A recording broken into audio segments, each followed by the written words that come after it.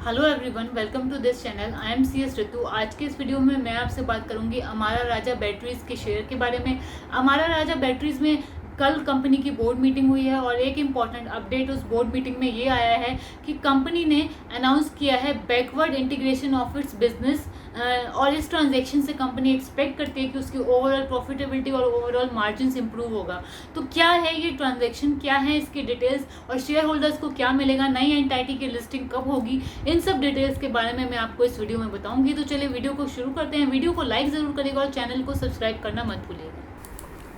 अमारा Raja batteries limited ये company दुनिया की largest lead acid battery manufacturing company है। इनके 8 lead acid battery manufacturing plants हैं और ये आंध्र प्रदेश में लार्जेस्ट प्राइवेट सेक्टर एम्प्लॉयर हैं। इनकी जो बैटरीज है वो एमेरॉन ब्रांड से आती हैं और ये fastest growing automotive battery brand है इंडिया में। इनकी बैटरीज ऑटोमोटिव क्लाइंट्स के लिए आती हैं, इंडस्ट्रियल बैटरीज ये बनाते हैं और न्यू एनर्जी बिजनेस में भी ये अब आ रहे हैं। इसके अलावा इनके प्रोडक्ट पोर्टफोलियो की बात की जाए तो 2 व्हीलर, 3 व्हीलर, 4 व्हीलर इनके लिए प्रोडक्ट्स बैटरीज ये कंपनी बनाती हैं।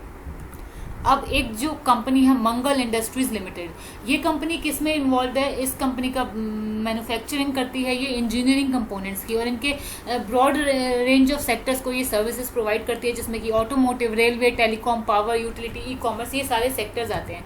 इस कंपनी के बेसिकली दो बिजनेस हैं। एक तो इसका बिजनेस है plastic component for battery business. जो अमारा राजा का बैटरी बिजनेस है उसके लिए प्लास्टिक कंपोनेंट ये बनाती है, जैसे कि plastic container, plastic cover, jar, handle.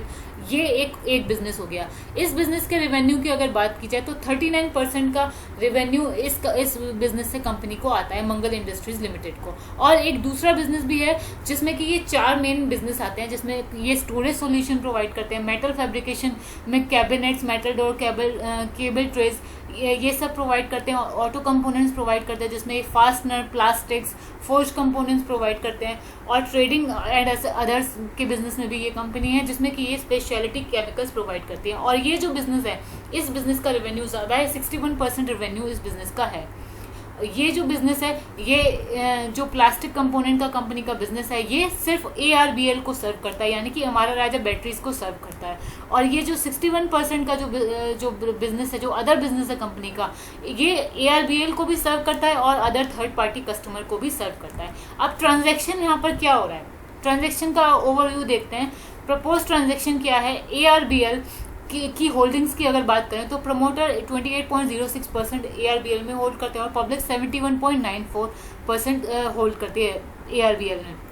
अब जो MIL जो कंपनी है उसके 2 बिजनेस है, plastic component business, other business. तो MIL से प्लास्टिक कंपोनेंट वाला बिजनेस डीमर्ज हो रहा है और ये ARBL के अंदर मिल रहा है, ARBL में ये बिजनेस मर्ज हो रहा है। तो ये ट्रांजैक्शन यहाँ पर हो रहा है। तो इससे रिजल्टेंट स्ट्रक्चर भी सिंप्लीफाई हो जाएगा। और इस ट्रांजैक्शन की कंसिडरेशन क्या है कि ARBL इक्विटी शेयर इशू करेगा MIL के शेयर होल्डर्स को। अब रिजल्टेंट स्ट्रक्चर सिंप्लीफाई हो जाएगा ARBL का इस ट्रांजैक्शन के बाद। प्रमोटर्स का हो जाएगा स्टेक 32.86% और पब्लिक का हो जाएगा 67.14%। एज अ कंसिडरेशन MIL के शेयर होल्डर को 65 इक्विटी शेयर मिलेंगे ARBL के for every 74 equity share held in MIL। तो ये ट्रांजैक्शन है जो होने वाला है।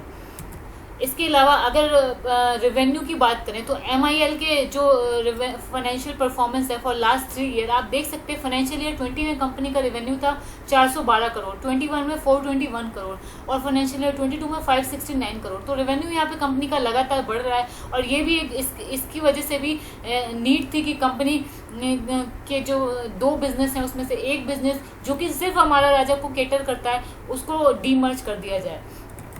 अब ट्रांजैक्शन समरी, ये जो ट्रांजैक्शन समरी है, इससे हमें सारा ट्रांजैक्शन बिल्कुल क्लियर हो जाएगा। ट्रांजैक्शन ओवरव्यू, तो ट्रांजैक्शन यहाँ पर हो क्या रहा है? MIL का जो प्लास्टिक कंपोनेंट बिजनेस है मंगल इंडस्ट्रीज लिमिटेड, जो कि लिस्टेड नहीं है अभी, उसका जो प्लास्टिक कंपोनेंट बिजनेस है वो MIL से डीमर्ज हो रहा है। सिर्फ एक बिजनेस डीमर्ज हो रहा है, बाकी सारा बिजनेस वैसे ही रहेगा और उस कंपनी को फिर लिस्ट भी कर दिया जाएगा। तो जो प्लास्टिक कंपोनेंट वाला बिजनेस है वो हमारा राज्य में मिल रहा है। तो ये हो रहा है ट्रांजैक्शन। इस ट्रांजैक्शन का रेशनल क्या है?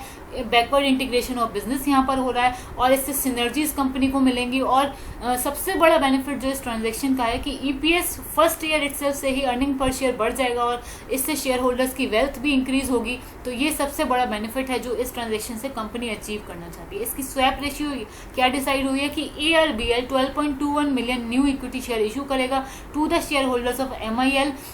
रेशियो क्या डिसाइड हुई है? 65 इक्विटी शेयर मिलेंगे ARBL के for every 74 equity share held by shareholders in MIL। और इस कंपनी को लिस्ट किया जाएगा BSE पे और NSE पे। अभी इस ट्रांजैक्शन के लिए की अप्रूवल चाहिए, स्टॉक एक्सचेंज NSE और BSE का अप्रूवल चाहिए, सेबी का अप्रूवल चाहिए, शेयर होल्डर्स का अप्रूवल चाहिए, NCLT का अप्रूवल चाहिए और भी रेगुलेटरी अप्रूवल्स इस ट्रांजैक्शन के लिए कंपनी को अभी लेने हैं। अब ये की इवेंट्स कब कब होंगे? Announcement of scheme September 22। Scheme का अनाउंसमेंट हो चुका है। यही पूरी स्कीम है जो मैं आपके सामने यहाँ पर एक्सप्लेन कर रही हूँ। स्टॉक एक्सचेंज और सेबी का अप्रूवल कब मिल जाएगा? थर्ड क्वार्टर तक इसी ईयर के, यानी कि दिसंबर फाइनेंशियल ईयर 23 तक सेबी और स्टॉक एक्सचेंजेस का अप्रूवल कंपनी को मिल जाएगा इस स्कीम के लिए। इसके बाद NCLT convene meeting of share holders होगी। शेयर होल्डर की मीटिंग होगी वो first quarter of financial year 24 में होगी। NCLT का approval second quarter financial year 24 तक आएगा। और इंडिकेटिव टाइमलाइन जो इस स्कीम को कंप्लीट होने का है वो 1 साल या फिर 1 ईयर 2 मंथ्स, यानी कि 12 से 14 महीने का टाइम इस स्कीम को कंप्लीट होने में लगेगा। और ये इंडिकेटिव टाइमलाइंस हैं। बोर्ड अप्रूवल इस स्कीम को मिल चुका है। अब स्टॉक एक्सचेंज का अप्रूवल होगा और फिर NCLT के साथ फाइलिंग होगी, फिर शेयर होल्डर्स और क्रेडिटर्स की मीटिंग होगी, फिर NCLT का अप्रूवल आएगा, उसका ऑर्डर आएगा और फिर effective date of demerger announce होगी यहाँ पर। और फिर लिस्टिंग और trading of additional share of ARBL शुरू होगा। तो इसमें पूरा 12 से 14 महीने का टाइम लगेगा।